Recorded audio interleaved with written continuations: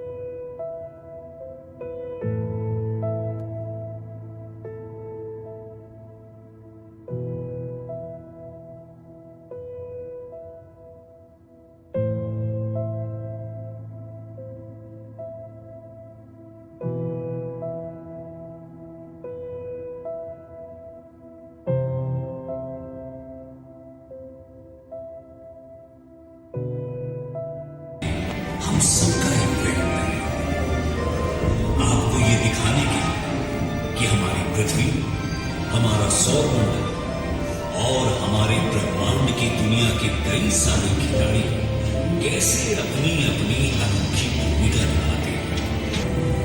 मेरा नाम आर्यभट्ट है।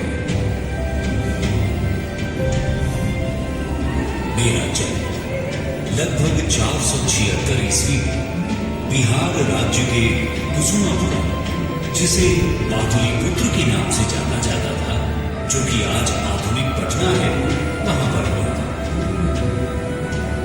उस समय पाटलिपुत्र पर गुप्त वंश का शासन चल रहा था।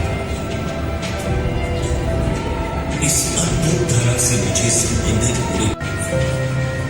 मुझे फोनेमिक नंबर नोटेशन यानी ध्वन्यात्मक संख्या संकेतन की आधुनिक प्रणाली की रचना के लिए जाना जाता है, जिसमें संख्याओं को कॉन्सोनेंट वावल मोनोसिलेबल्स अर्थात व्यंजन स्वर मोनोसिलेबल्स के द्वारा दर्शाया जाता है, जिसका आप सभी उपयोग करते हैं। लैटिन शब्द यूनिवर्सल से लिया गया है, जो कि अंतरिक्ष और समय से बना है, और इसमें मूलतः ग्रह, तारे, आकाश गंगाएं एवं पदार्थ और ऊर्जा के अन्य सभी रूप शामिल हैं।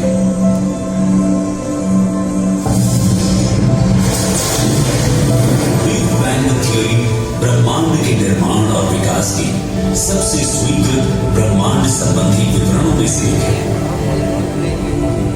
ये थियरी बताती है कि अंतरिक्ष और समय लगभग 13.77 बिलियन वर्ष पहले एक साथ मिल गए थे।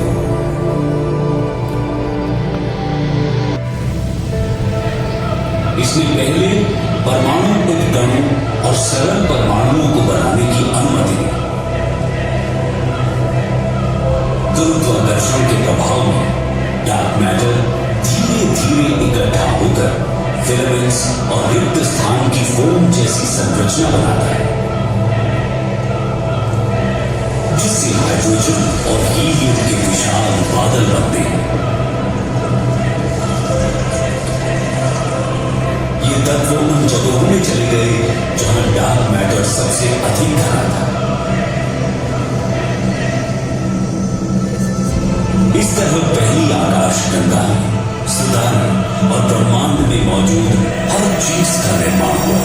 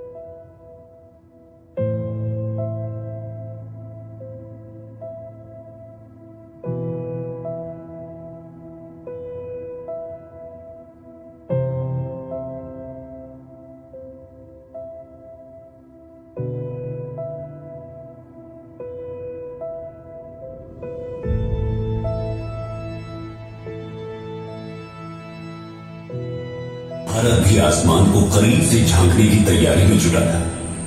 इस सपने को साकार करने के लिए तब महान वैज्ञानिक विक्रम साराभाई समेत कई नामचीन चेहरे एक ऐसे संस्थान को खड़ा करने में लगे थे जो जमीन पर बैठकर आसमान की खबर हम तक पहुंचा सकता था। और इसी कड़ी में भारत की अंतरिक्ष एजेंसी भारतीय अंतरिक्ष अनुसंधान संगठन यानी इसरो 15 अगस्त 1969 को हकीकत की धरातल पर उतरी। जितना का प्रसंग है उतना ही इसकी शुरुआत की कहानी दिलचस्प। इन तस्वीरों को देखिए। प्रक्षेपण के लिए तब छोटे रॉकेट के कारतूस से बैलगाड़ी और साइकिल तक से ढोए गए थे। ने इसरो की उपलब्धियों में एक नहीं बल्कि 4 चांद लगा दिए। सारी दुनिया भारत की इस अंतरिक्ष एजेंसी का न सिर्फ लोहा मान रही है बल्कि दुनिया की प्रमुख 5 स्पेस एजेंसियों में इसका नाम शुमार हो चुका है। आखिर इसरो का अब तक का कैसा रहा है सफर? कितनी चुनौतियों का सामना कर वो आज इस मंजिल तक पहुंची है? चलिए डालते हैं एक नजर उसकी अब तक की यात्रा पर। भारतीय अंतरिक्ष अनुसंधान आज जिस मुकाम पर है इसके पीछे एक गहरा इतिहास छुपा हुआ है। इसरो एक ऐसा नाम है जिसकी शुरुआत 1920 के दशक में ही हो गई थी। तो महान वैज्ञानिकों होमी जहांगीर भाभा और विक्रम साराभाई ने कई सारे प्रयोग करके अंतरिक्ष अनुसंधानों का निर्माण किया। अपनी सोच और समझ ने इसरो के विकास में महत्वपूर्ण योगदान दिया।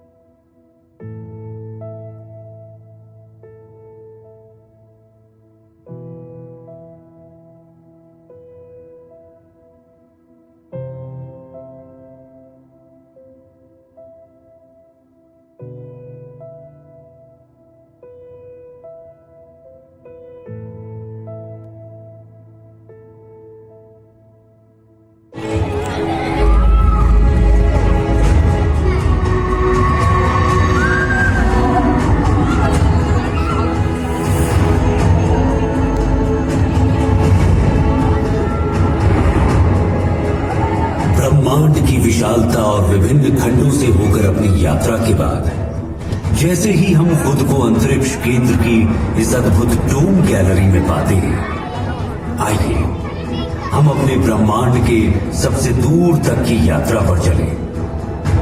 आइए ब्रह्मांड के परिप्रेक्ष्य में हम स्वयं अपने आप को जरा देखें कि हम कहां खड़े हैं, हम क्या हैं अब जैसे जैसे हम धीरे धीरे अपने नीले ग्रह की गर्मी और अपनी पृथ्वी के वायुमंडल की सुरक्षा को पीछे छोड़ते ऊपर उठते जा रहे हैं, हम खुद को खोजने के लिए अंतरिक्ष की दुर्गम ठंडक के माध्यम से यात्रा करें।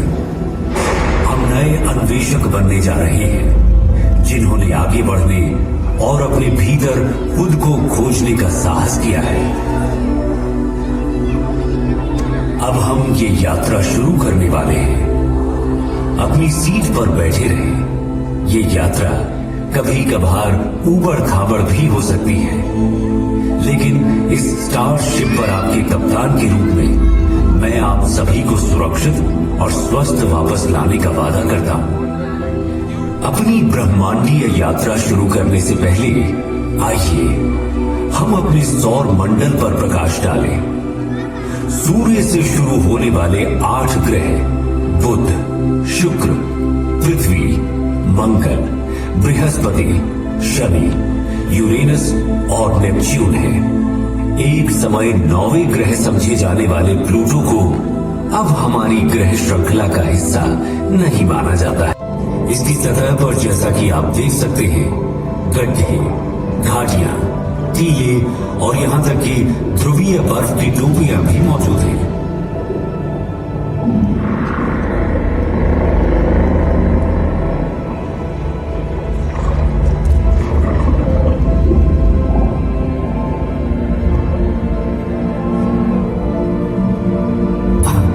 अरे हमारे साथी यात्रियों, बिल्कुल भी चिंता न करें, आप सभी सुरक्षित रहेंगे।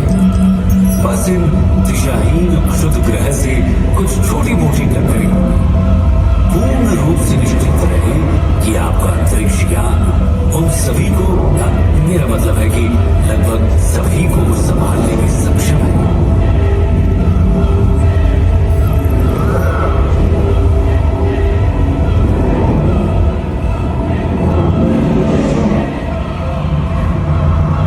जैसे ही हम बृहस्पति के चारों ओर उड़ते हैं, जो सूर्य से 5वां ग्रह है और जो हमारे सौर मंडल में सबसे बड़ा है, इस विशाल ग्रह का वजन इस सौर मंडल के अन्य सभी ग्रहों के कुल वजन से 2.5 गुना से भी अधिक है। इसलिए हमें सावधान रहना चाहिए कि कहीं हम इसके विशाल गुरुत्वाकर्षण बल में न फंस जाएं, क्योंकि ये बिल्कुल भी सुखद अनुभव। क्या आप जानते हैं, प्रयागराज में प्रसिद्ध कुंभ मेला जो हर 12 साल में होता है, वास्तव में सूर्य के चारों ओर बृहस्पति की यात्रा की समय रेखा का अनुसरण करता है। बृहस्पति अपनी एक परिक्रमा सूर्य के चारों ओर 12 वर्षों में पूरी करता है और इसी की स्मृति में कुंभ मेला हर 12 वर्षों में होता है। आइए हम अपने सौर मंडल के सबसे शानदार दृश्यों में से एक की ओर आगे बढ़े। शनि ग्रह, सैटर्न, हमारे सौर मंडल के सबसे शानदार ग्रहों में से एक, पृथ्वी से 1.4 अरब किलोमीटर की विशाल दूरी पर है। अपनी कक्षा में निकटतम दूरी पर भी ये अभी भी हमारी पृथ्वी से लगभग 1.2 बिलियन किलोमीटर दूर है। ये सूर्य से छठा ग्रह है और हमारे सौर मंडल में दूसरा सबसे बड़ा ग्रह भी है। ये एक गैस जॉइंट भी है, जिसकी औसत त्रिज्या हमारी पृथ्वी से लगभग 9.5 गुना ज्यादा है। ये शनि ग्रह को हमारी पृथ्वी से लगभग 95 गुना अधिक विशाल बनाता है। अब हम आश्चर्य से देखते हुए इसकी सबसे उल्लेखनीय विशेषता रिंग सिस्टम को पार करते हैं, को प्रदर्शित करता है। ओरायन तारा मंडल में मौजूद एक मनोरम तारकीय नर्सरी, गैस और धूल का ये विशाल बादल लगभग 24 प्रकाश वर्ष दूरी तक फैला हुआ है और ये नए सितारों के जन्म स्थान के रूप में कार्य करता है। हम धनु यानी सजिटेरियस समूह का सामना करते हैं, जिसे मेसियर 22 के रूप में भी जाना जाता है। जो धनु यानी सैजिटेरियस तारा मंडल में एक गोलाकार तारा समूह है और इसे ज्योतिषीय प्रतीकवाद में अन्वेषण और ज्ञान प्राप्ति का प्रतीक माना जाता है।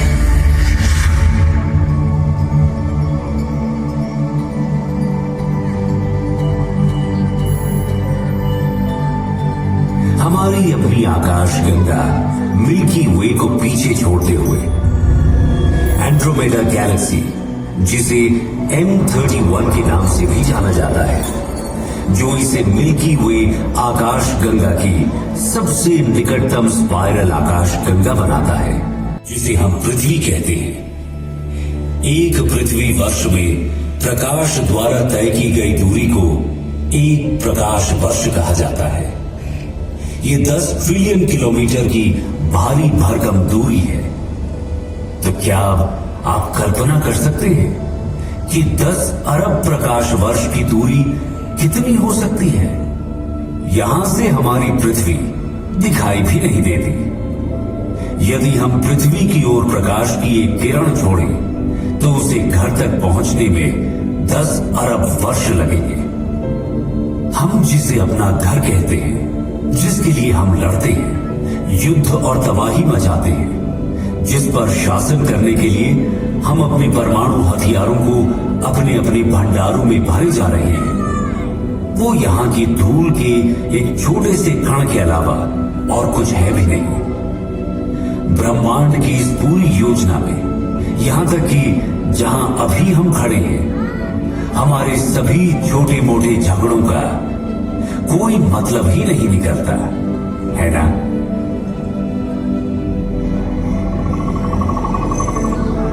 आइए अब हम अपने घर पृथ्वी पर वापसी की अपनी लंबी यात्रा शुरू करें। ब्रह्मांडीय बाधाओं से भरे तेजी से बढ़ते हुए हम अपने आप को प्रकाश की गति से भी तेज गति से आगे बढ़ाते हैं और अपने ज्ञात ब्रह्मांड के किनारे पर स्थित अज्ञात क्षेत्रों की ओर एक असाधारण यात्रा पर निकल पड़ते हैं। ये अभियान उन असंख्य रहस्यों और संभावनाओं को उजागर करता है जो हमारी वर्तमान समझ से परे इस विशाल ब्रह्मांडीय चादर में हमारा इंतजार कर रहे हैं।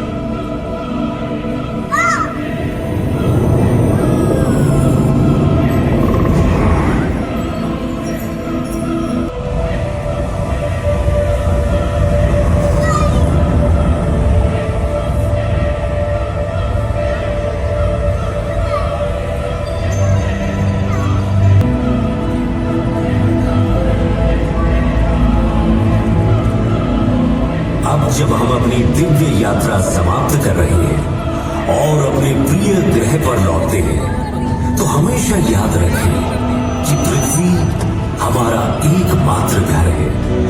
इसे संजोएं और इसकी रक्षा करें, क्योंकि हमारे कार्य इसके भाग्य को आकार देते हैं।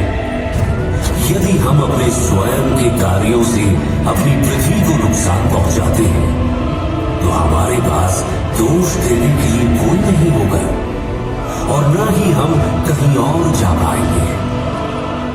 धरती माता से प्यार करें और उसका पालन पोषण करें, क्योंकि वो इस विशाल दुर्गम ब्रह्मांडीय चादर में हमारा भरण पोषण और पालन पोषण करती है।